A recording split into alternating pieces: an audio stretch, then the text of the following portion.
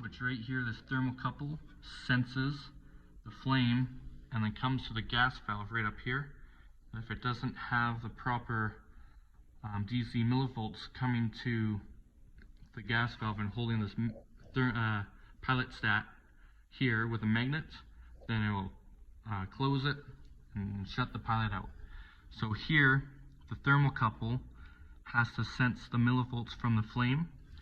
So this is the pilot tube that sends the gas from the gas valve down here. Then you light that, manually light it with a barbecue lighter, and then the thermocouple will sense it. I got a little air compressor, clean out the burners,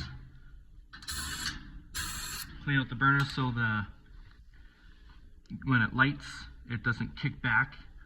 So it would light, and then right here I took this out, clean this connection because the gas comes up, connects it over here, and then it kept blowing back and blowing out the thermocouple. So I cleaned that really well. I'm going to put the screw back in here.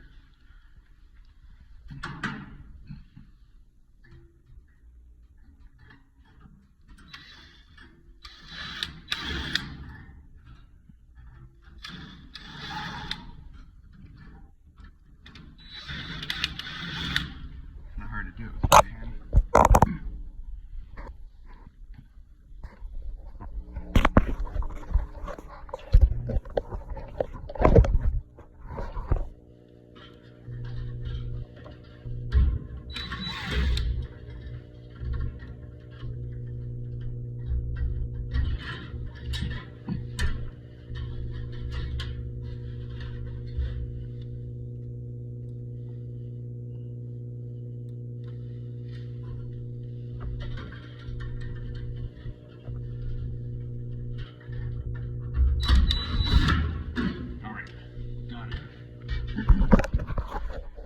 And then we just kind of, this thermocouple right here, this line, just gently, don't want to bend it too much. And then we'll just put that in here, tighten that up.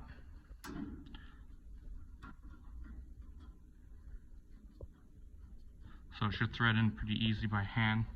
If not, you might be cross-threading it.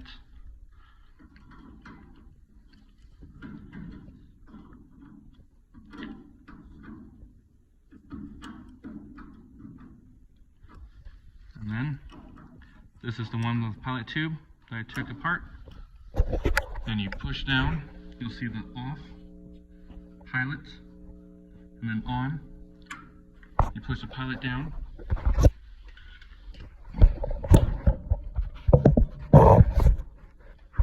Set it up here.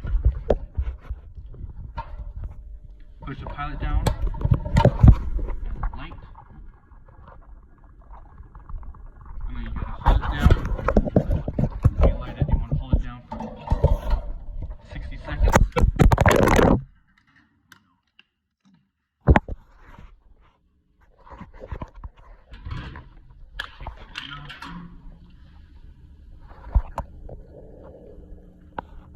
See it lighting,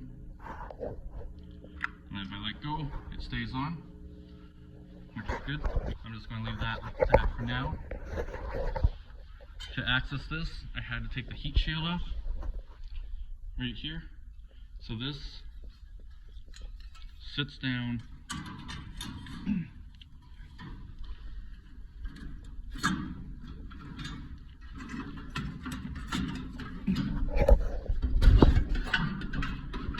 right here, and then 2 screws go back on it, and then I'm going to fire up and then